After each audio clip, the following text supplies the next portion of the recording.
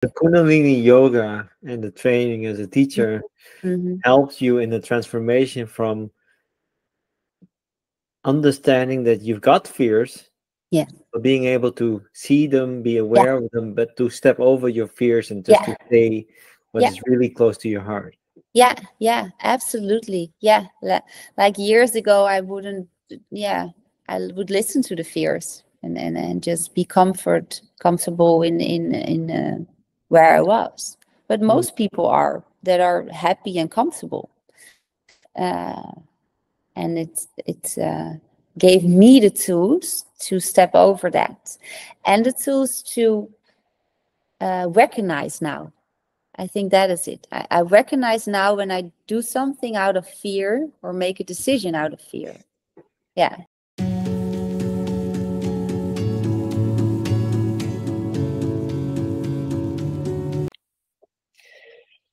Good day, good day, good day, good day. Hello. So there's again, here we are today with a new episode of our Kundalini Awakening podcast from Karma to Dharma. I have the pleasure to have a talk with Lesley Bal today. Her spiritual name is Atma Deva. Yes. And Lesley, she just finished the Kundalini Yoga teacher training level 1, but I saw her radiate after that very fast into the Instagram, and it was so captivating that I thought, okay, I need to hear that story. So welcome, Lesley, to our podcast. Thank you. Thank you so much for inviting me. Yeah, it's a pleasure. Thank you for making the time to share your stories with anybody who's listening, probably all over the world. I even heard one time one person from Colombia found us. Really? Oh, that's Yeah, it. yeah. Um, and let's kick off. What is your favorite drink after What's doing my, your yoga set? oh, well, that's a little bit of a guilty pleasure. It's coffee. Yeah. Yeah, I drink a cappuccino afterwards. Yeah, not all the time, but I have a little bit of a hate and love relationship with coffee because I really like coffee, but sometimes I know it's not good Mm, for me in the morning. But it's just the smell and the moment of drinking coffee. So mm, yeah, sometimes I quit drinking coffee and then I start drinking coffee again. I mm, started drinking coffee at a very late age, after my first pregnancy. When I was 33, I mm. started drinking coffee because of the early mornings. Yeah. Oh, Yeah. yeah. Yeah. And before that, I never drank any coffee. Yeah. So it's, yeah, I just like the moment and I like the smell. So yeah, that's my drink. And I also drink a lot of water, but I drink coffee. Yeah. Yeah. Well, I must say I've met many people who actually take a cup of coffee. It's so normal in our Western life, right? So Yeah. Yeah. um, yeah, there's no right or wrong. No. And how long have you been on the yogic path? Well, the yogic path started around, I think, like 10 years ago. The yoga, the dancing and movement started when I was a little girl, like from the age of 6. Mm, And around 10 years ago, I started practicing yoga. And I remember that the first time I did a yoga class, I was like in awe of the yogis, the how do you say it? The thing that they radiate and the calmness that they have. So after class, I was like, what is that? I want that too. So it caught me, and I began to practicing more and more and more.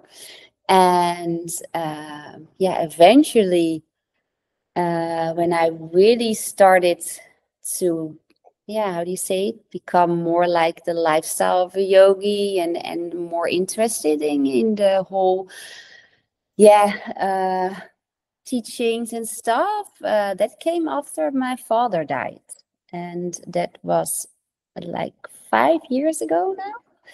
mm, Yeah, and that's a little bit the turning point that got me really on the mat every day and meditating. And that was how do you say it? The most dark time of my life, but also the most beautiful time, because how do you say it? I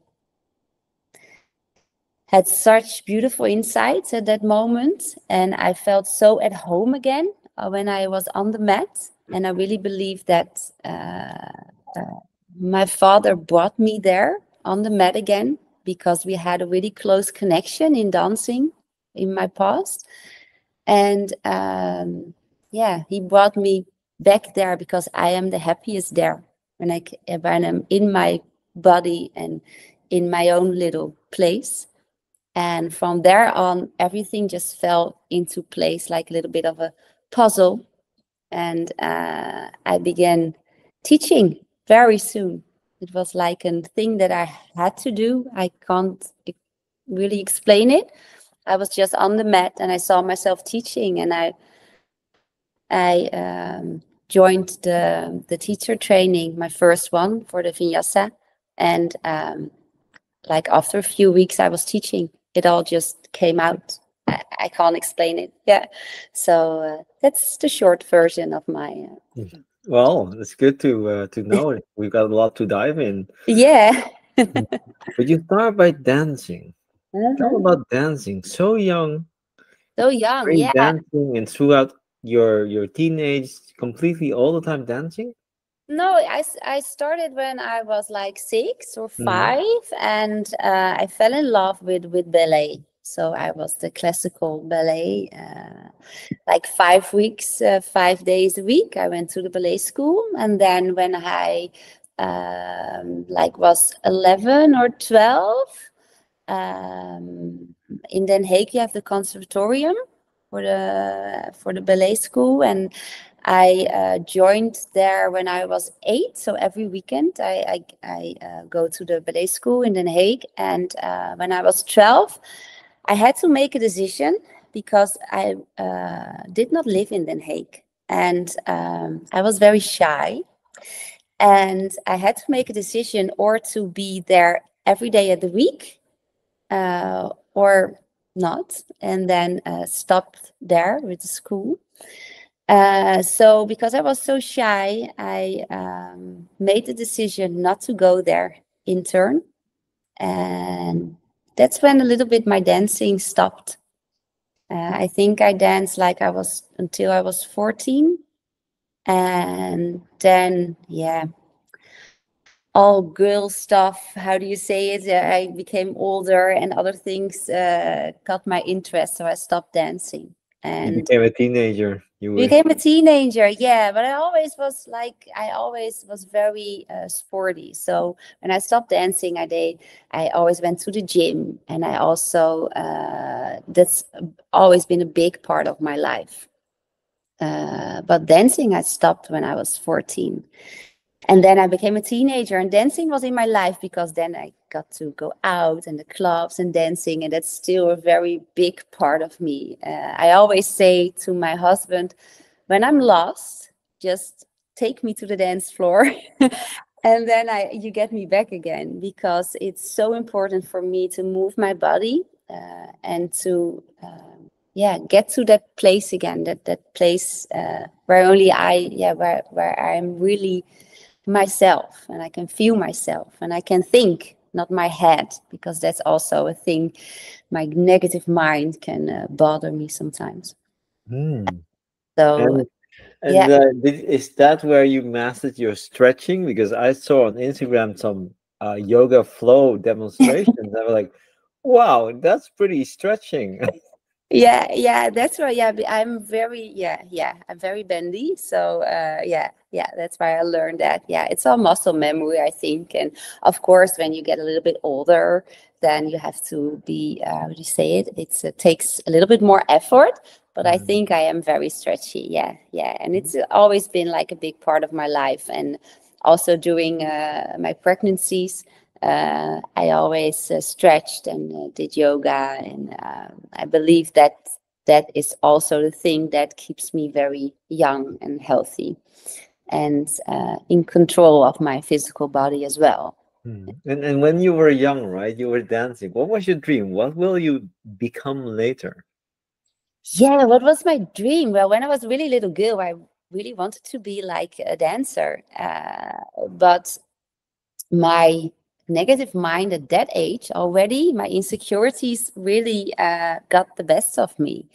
And that's also my karma line in my life. And now when I can see now, I can see the past, I can see the choices that I made in my life.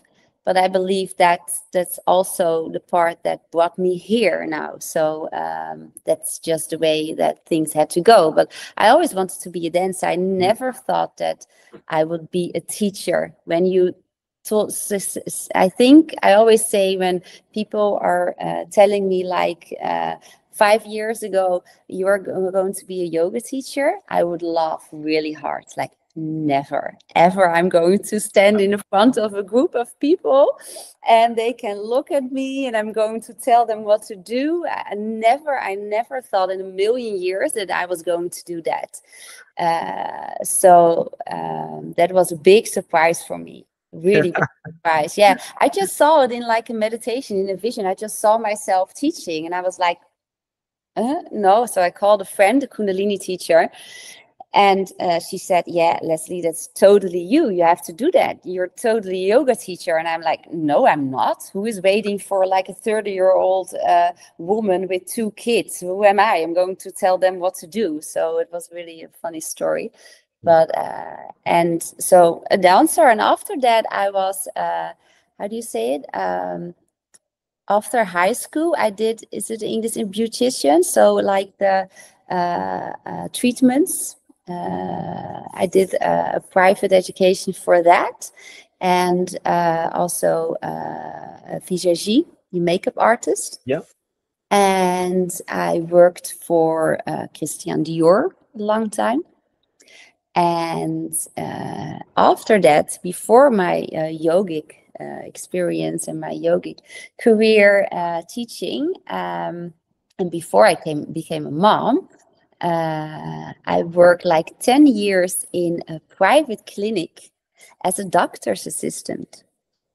So, Wow. yeah, that's Dancing into yeah, beauty, yeah. external beauty, then Mhm. healing people as a doctor's assistant. So you got a training in medicine also, or No, I was like not fully. I was like the doctor's assistant doing the how do you say it, interviews. So it was a private clinic for aesthetic treatments, so plastic surgeons. Yeah. And so I worked as assistant for 5 plastic surgeons. So you have to see it like that, like the person comes to the plastic surgeon with a question, Yeah. and they give an advice, and I just arrange everything about the operation from A to Z to everything. I was a contact person for the clients, so they always could call me with questions, and it was a really caring job, and I really liked it because there's also on that branch like a bad stigma that everybody just pays a lot of money to just do something about themselves and they don't think about that. But that is really not true. There's like a handful of people in Holland that do that, and everybody else is just really people that are saving money to do an ear correction or something after a bad accident, that they have scars or something like that. So it's really, really different than people think. And I really love the job. I did it for 10 years, but after like I think the last few years of my career, I was starting to take the interviews with the people way too long, because I was like digging and like becoming more from, oh, but why do you want to do that, or stuff like that. So I noticed myself that I was like beginning to take a turning point in some of the views and operations. So that's when I got pregnant for my first child. And after that, Let me Yeah, hold you. We'll talk about your kids a bit yeah, later. yeah. It's a very interesting point. Mm-hmm. You start to go. You said at the end of the 10 or the last few years of the Yeah, 10 years, you start to dig more. You were you more in need of depth? yeah, yeah, yeah. I was, yeah. I the yeah, sometimes I just didn't understand because there are some operations, some people I just didn't understand why people want to do some stuff, and I found the world becoming more superficial the last years of the 10 years, different than when I started. Mm. So I started to notice a big change in myself, and yeah, that did go gradually, Mm. yeah, and yeah, I wanted to have more depth, I think. Yeah, yeah, yeah. In the um, if I have to say it from my experience, it's Mm-hmm. like we go out in the world to discover, to learn, to understand who we are. Mm-hmm. At some certain moment, that outer world doesn't give you the experience anymore that you desire, right? Was that that Yeah, for you? yeah, yeah, yeah. Mm. It was a really like a big um turning point in myself, because I noticed in the last years, and it all came together with the first pregnancy and my father's death, and it all just emerged.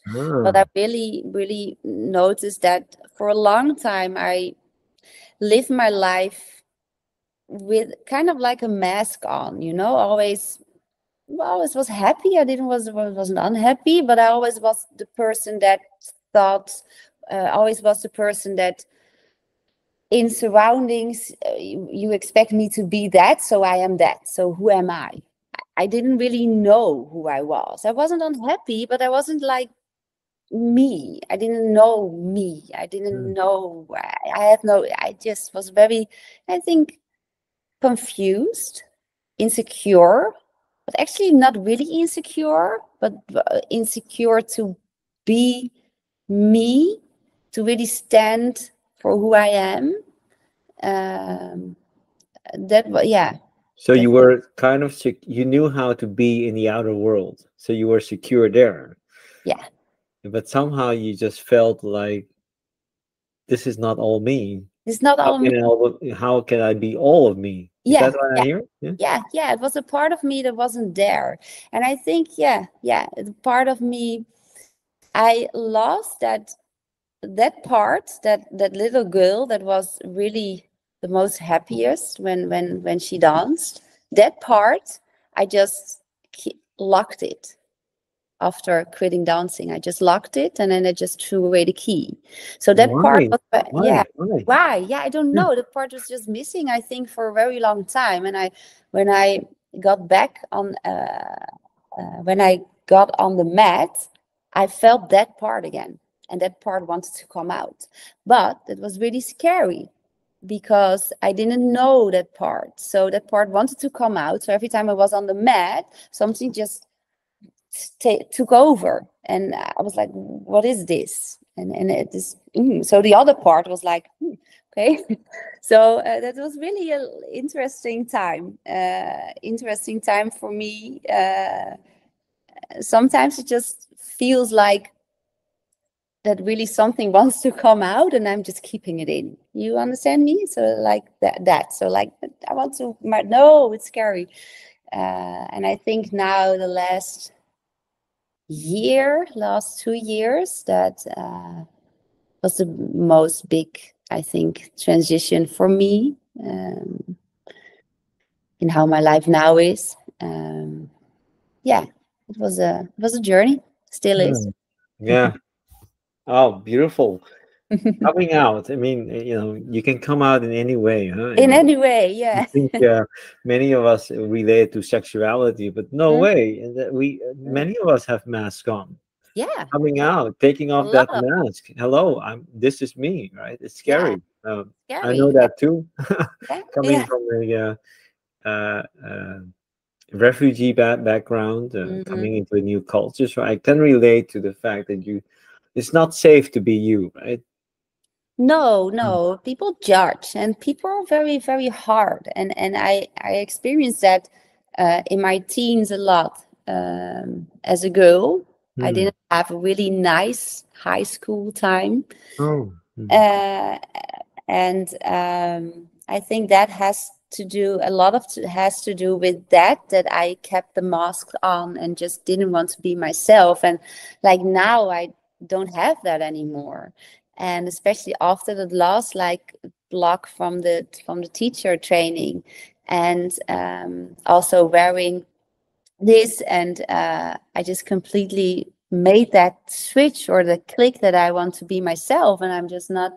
I feel so good now, and yeah, I don't have that anymore. Yeah, but I'm 41, so so it took a while.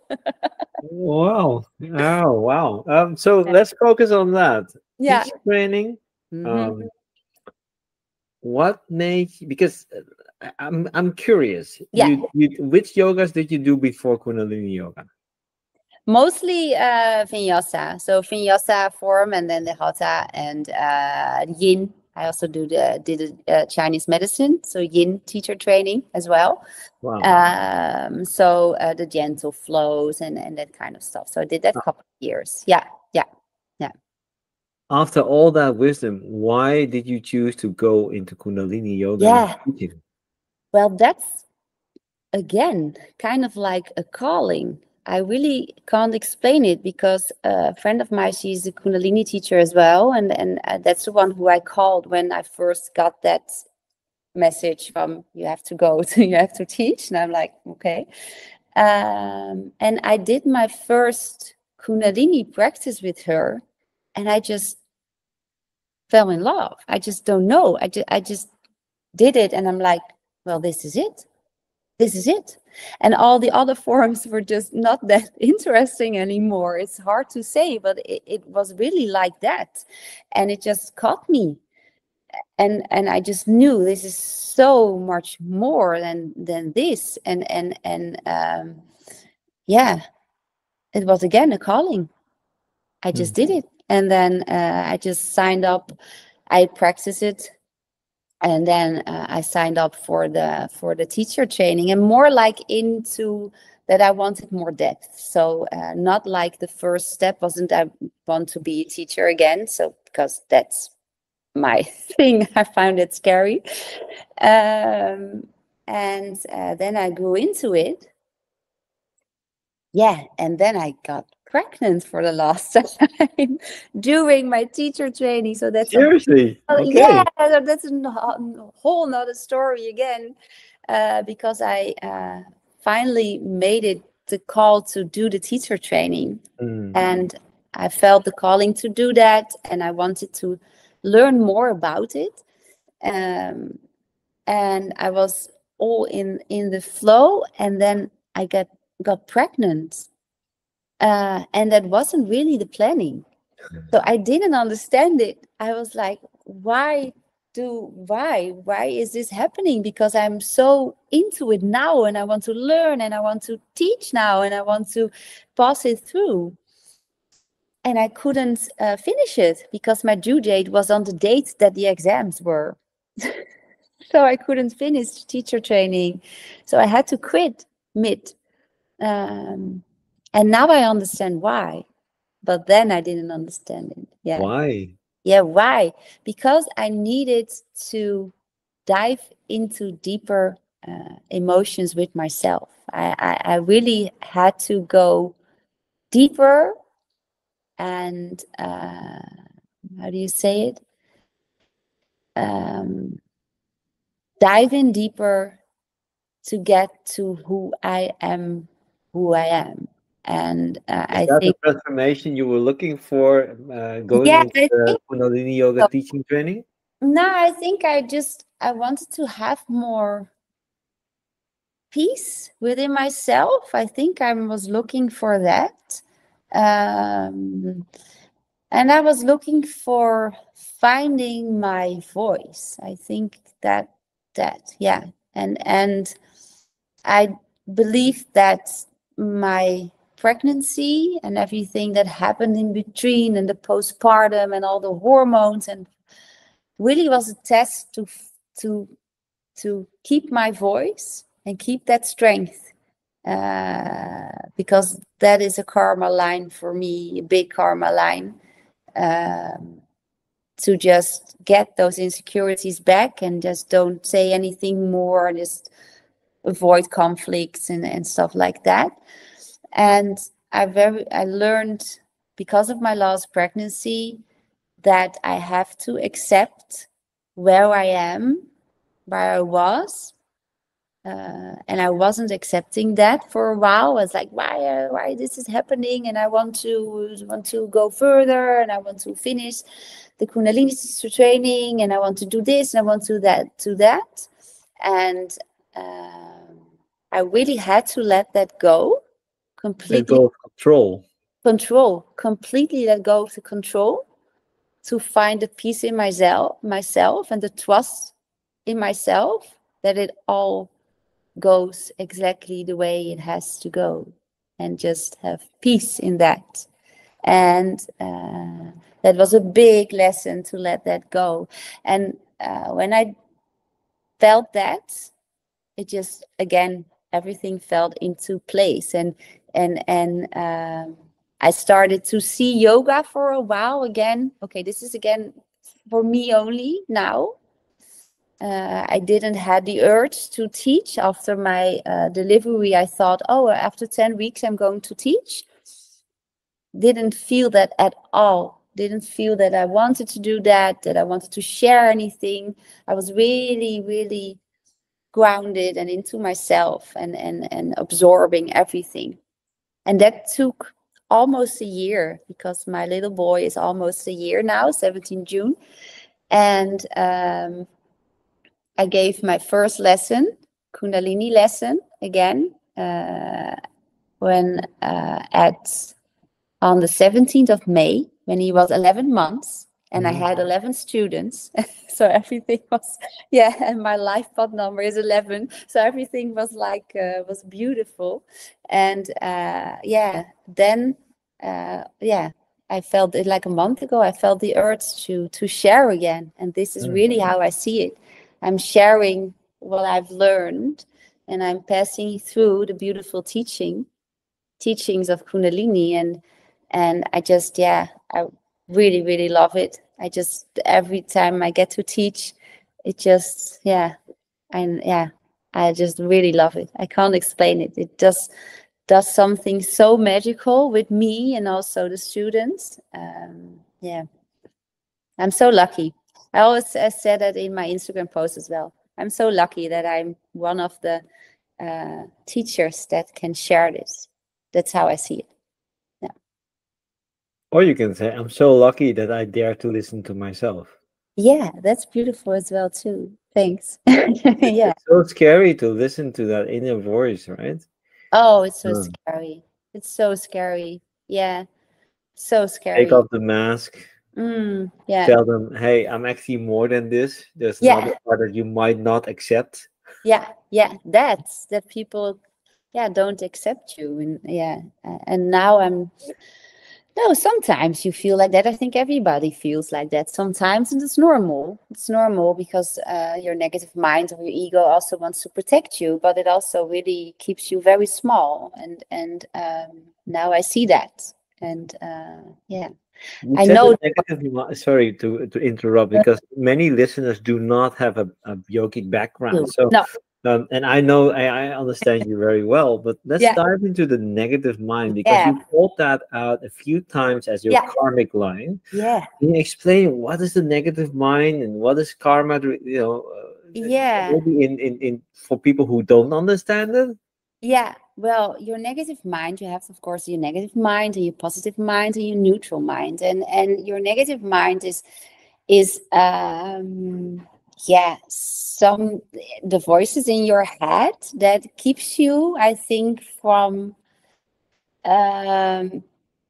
making decisions that are actually good for you to grow, but it's scary. So it's like, I think it's related, or how do you say it in English? It's goes together with fear, a lot of fear.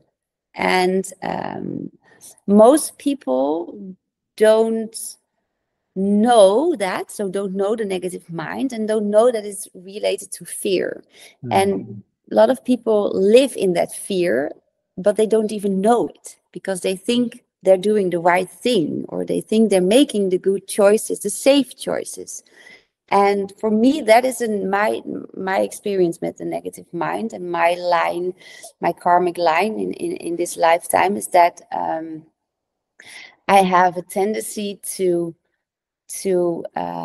get lost in that. So In the fear, you get lost in the protection.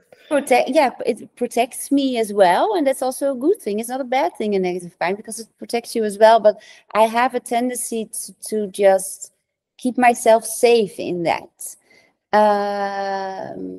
Good explanation maybe for people that can relate. When I was on the teacher training, I just became a mom again a year ago for the third time, and we had to do like how do you say it, an exercise with Guru Jian. We were blindfold, and we had to walk blindfold with all the students hand in hand. And we were singing the mantra Satanama. And so we had to like trust all the others, like, because we were holding hands. So I was the second in line, and I'm not scared in dark. Totally, I am not. So I was blindfolded. I'm like, okay, let's do this. So one student was before me, and then Guru Jian was before that. And he was chanting Satanama, and I could hear him very well because my senses were really on. And I was like, okay, when I follow his voice, then all is going to be okay. Because when I just focus on his voice, I'm going straight after him, and then I'm going to be fine. But behind me, there was all those students, and they were like pulling and stopping, but we couldn't talk because we had a silent day. So they was like pulling my arm, and I'm like getting so irritated in my head. I was like, why? They just have to listen to his voice, and you gotta be fine. You're going to be fine. And I was like, at one moment, I was like, oh my God, Lesley, this is you. All those people behind you, that are your fears. That's again your negative mind. Again, you're putting yourself in like that comfort cage of being a mom because you're scared of being yourself. So maybe that's a story. That was such a big moment for me. I did it again. And I was thought, I didn't do that anymore. And again, I put it myself in that cage again. And I didn't realize it. I put it myself in that comforting cage of being a mom, and everything is safe because I was just scared of showing myself again. I was back at that point. What I thought I was already past. It was in the past, but it wasn't. And it was such a beautiful realization that is what your negative mind can do, putting you in a safe place without you even noticing it. And It's a job, actually, to keep you safe. It's a job, yeah, and that's okay. But also you have to break through out of the cage. So after that, it was like, there was a big transformation for me again. And then I was like, I'm ready. I'm ready to put myself out there again and share this, because I get so much energy from that. It just lights me up, and I have to do it. Yeah. Talking about the negative mind, I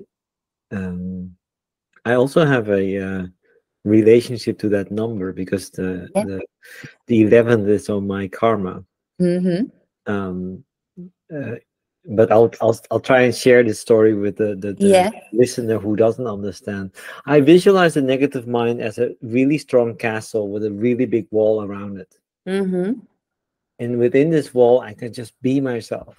And I'm so free and being myself, and I'm protected. But I never venture into that part of myself that goes out of the wall where there's this beautiful forest, waterfalls waiting for me, beautiful animals waiting in the forest, and Yeah. people with a lot of experience, and where I really kind of think like the girl from the Brave story from Disney, right? Brave. Yeah. Yeah.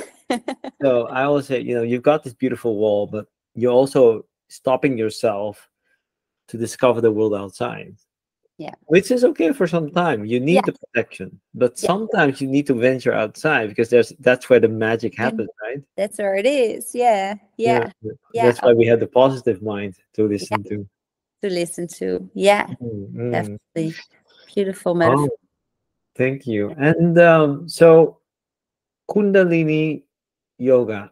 Now Yeah. the teacher before Vinyasa, flow, all kinds of others, yin, hatha. Yeah. Is it dangerous, Kundalini?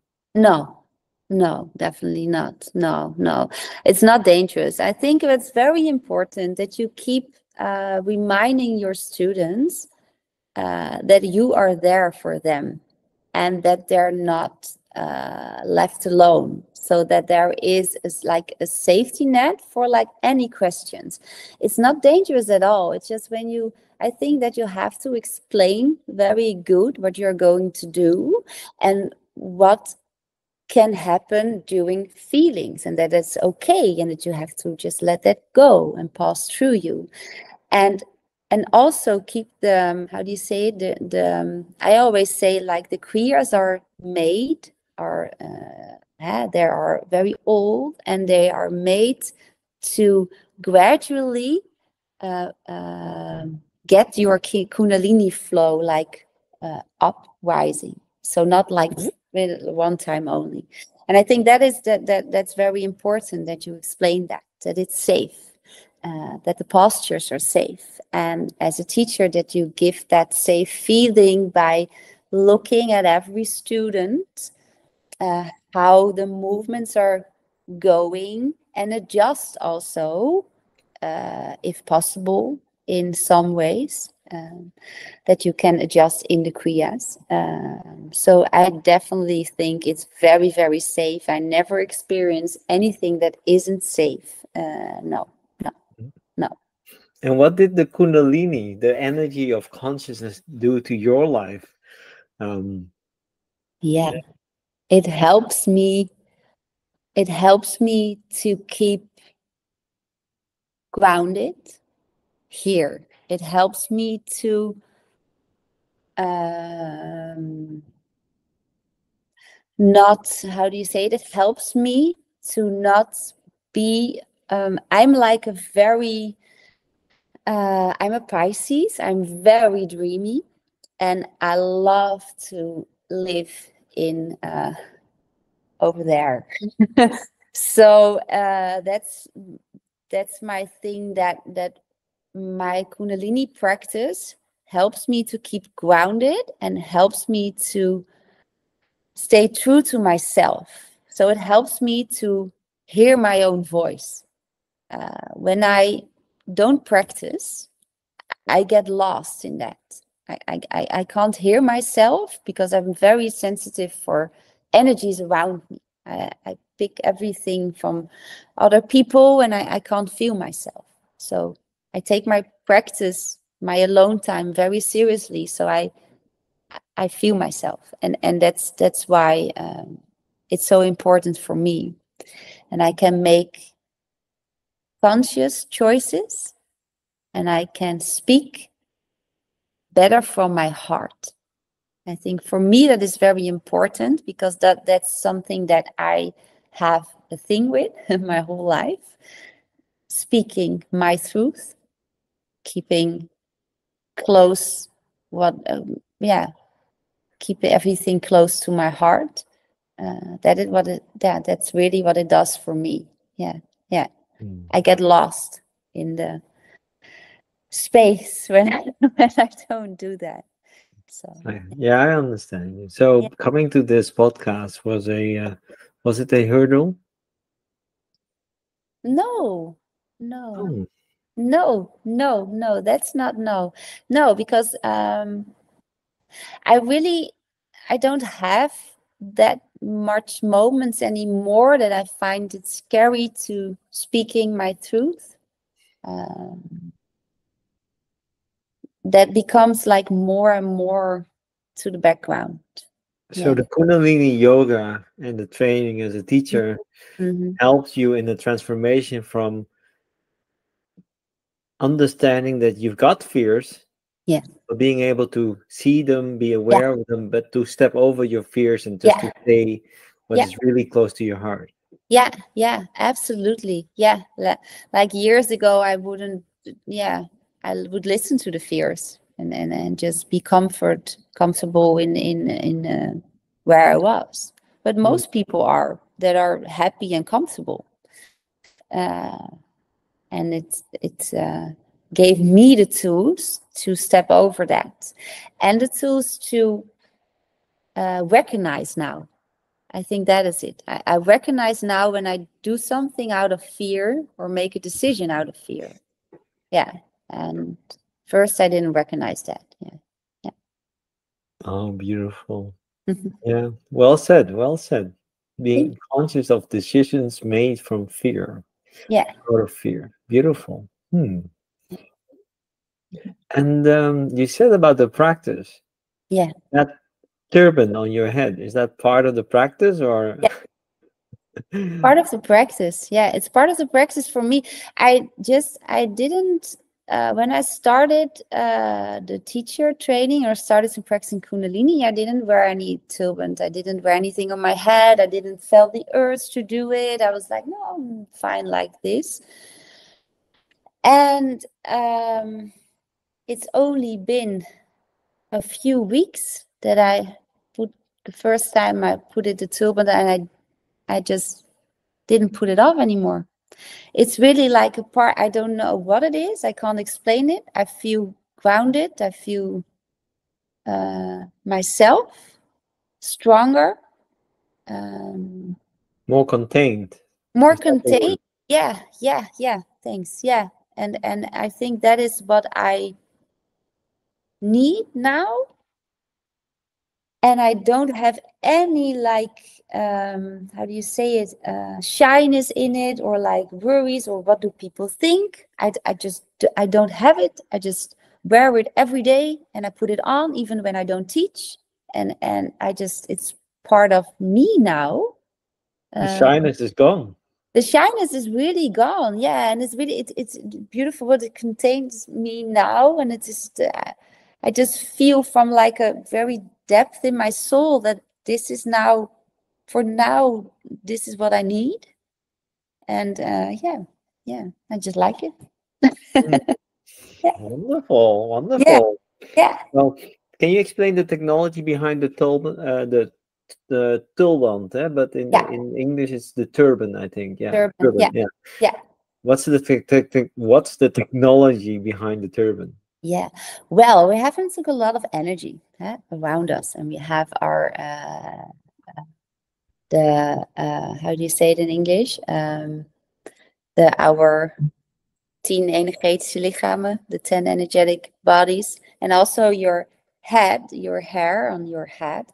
It also contains energy, and when you practice Kundalini, you're a lot of working with, of course, raising the energy from below to above, and you want to contain that. You don't want to lose that or stay here.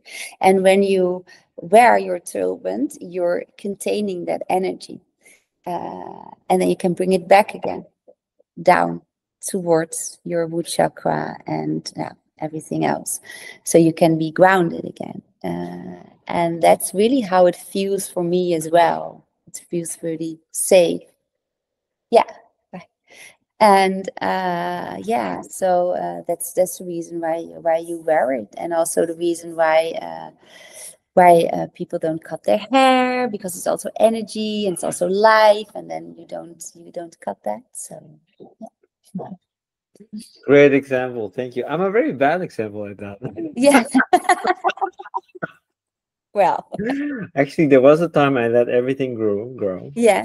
So I've gone through that. I've gone Yeah. through that stage of my life too. It really helps to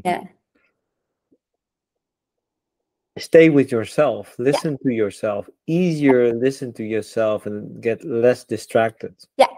Yes. Yeah. It's easier to also in your practice. It's easier to meditate. Just it's way more easier to just get in that. Whoop, okay, now you're here, instead of everything that you have to do, like oh, have to run errands or kids or that. Yeah, it really helps. Yeah. And did you ever had a real sense of Kundalini awakening? Yeah, I had like I think one time during my first period in the teacher training before my last pregnancy, I just doing a kriya that Guruji gave. I really was felt the tingling and like a sort kind of like a light bulb, and just was all over the place. It was really really nice. It felt really good, and that was my first my last yeah, that was it. And now it's like more a thing that is more flowy, more gradually. So it's I really noticed that what the Kundalini does for me now is gives me strength to totally be me. Do I say that good? Like There's no right yeah, or wrong. yeah. I think that is what it gives me now, and during the day give me really gives me the strength to stay true to that. Stay true to myself. Yeah. So this whole thing about Kundalini awakening, Yeah. was that so important for you? No, No. that wasn't really, that was totally not the reason why I did practice Kundalini for first. No, I wasn't, not at all. No, didn't pass my mind once. No, that like I wanted to do Kundalini because I wanted to have a Kundalini awakening. No. For me, it was more like the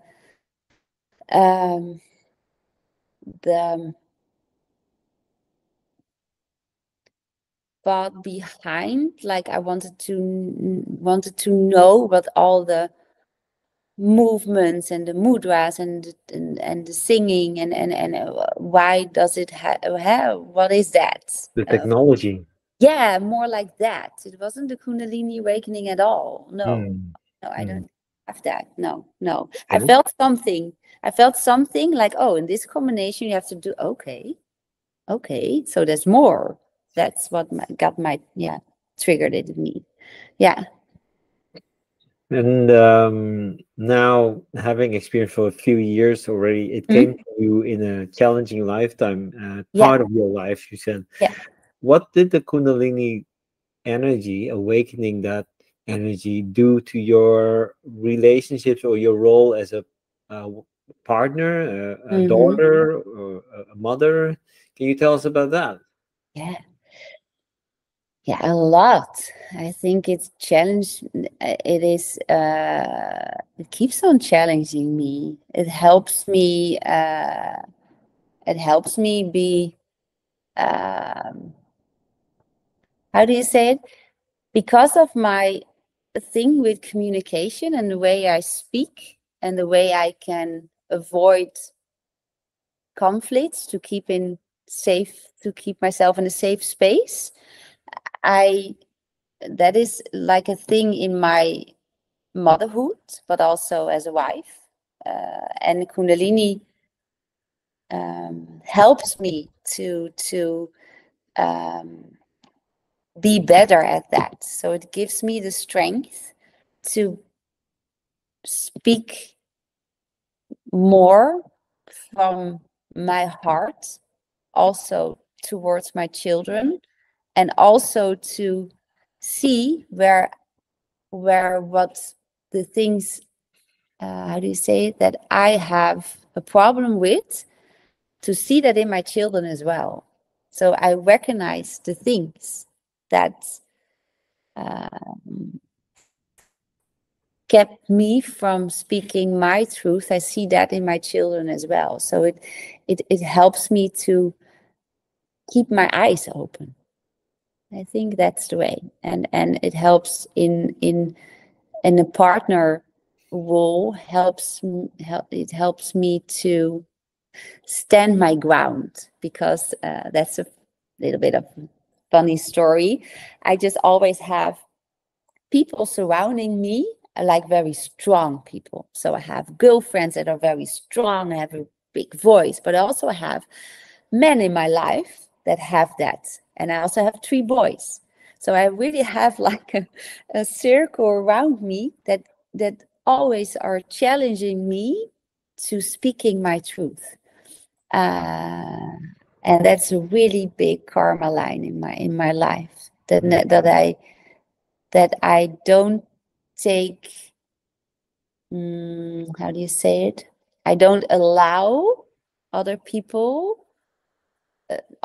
opinions to run over me. Yeah, yeah, Beautiful. yeah, Beautiful. yeah. Stand your ground. Yeah, yeah, and that's like a full circle in my motherhood, in like my role as a wife and also as a daughter. It's just that's really my thing, and that I don't run from that, but I just, how do you say it? I hands-on grab that now. And So in the what's that past, fear then? What's the fear yeah, that I triggers think, you not to stand your ground, to run away? What's yeah, it? that they don't, yeah, that I will be alone. I think that I will be not liked, that they don't like me, that they don't love me, that I think that's the insecurity part. I think that's the fear of standing up for myself, is that, yeah, that I think the child in me finds that very, very hard. Yeah, yeah. And I've learned to comfort that child in me, that it's okay now, that I can do that because Mhm. I'm the adult now. You don't have to be scared. I can do that. I can be that shield because it doesn't hurt me. It hurts you, maybe, that inner child, but it doesn't hurt me. So I can protect you. And I think that is what Kundalini really did for me the last couple of years. Yeah. Beautiful. Wow. Yeah, I don't think we can have a kind of a better ending of this podcast. What would you Mhm. say to all the people that are holding their voice in because Oh, of the mhm. fear of being not accepted, the fear of being rejected, the Oh, fear of being not loved? What would you tell them? I tell them that, oh, don't find some teacher, somebody that you can look up to, or just start yeah, just don't do that. I just don't, what do I have to say? Find peace in yourself, find a moment of silence every day to really listen to yourself, and from that point of listening to yourself, from your heart, find a love for yourself, that it's okay that you can speak your truth and that it doesn't matter. And the most important thing, I think, in this world is that you find yourself, you love yourself the most. And that is the most important thing. It doesn't matter what anybody thinks of you. You know, it just doesn't matter. When you love yourself and you like yourself, that's important. You like yourself, you like your life, and you like yourself, and everything is okay. So speak your truth. And sometimes, yeah, it's going to hurt. Well, you get back up again, you know, that's life. Yeah. Awesome. Awesome. Wow. So if I can wrap this up, Yeah. Lesley, you kind of went through life as a shy girl, growing Mm-hmm. in a need to protect your inner child and not to Yeah. show it, to keep connection with the people who you love. Mm-hmm. Uh, but you grew into an understanding that you need more connection to yourself. Yeah. And as life became more challenging as a role as a wife, your mother, you somehow listen to the inner voice to become a yoga teacher, a Kundalini yoga teacher also, Yeah. so that you could reconnect to that truth of yours. Yeah. Yeah. Yeah. Yeah. And You, now you're going to share that yeah. wisdom with others. With others, yeah. So I can help others to speaking their truth as well. Yeah. Mm. And be themselves. Yeah. Yeah. And you're doing it where? I do that Helder Yoga. It's a yoga studio here in Den Haag, and I give my lessons every Friday. And I'm also now working on something very exciting because I'm going to launch my own brand again together with my husband, like a yoga platform. It's called Formless, and we're very busy doing that. So a lot of new things. Yeah, very exciting. Yeah. Cool. So anybody, if you're in the neighborhood of The Hague, in the Yes. Netherlands, and you want to step into your truth, Yeah. Join me. go, yeah, go and have a lesson at Yeah. Lesley at Helder Yoga, right? Yes. Yeah. Okay. Thank you very much for this podcast. Thank you. Thank you. It was such a nice conversation. Thank you so much. Thank you.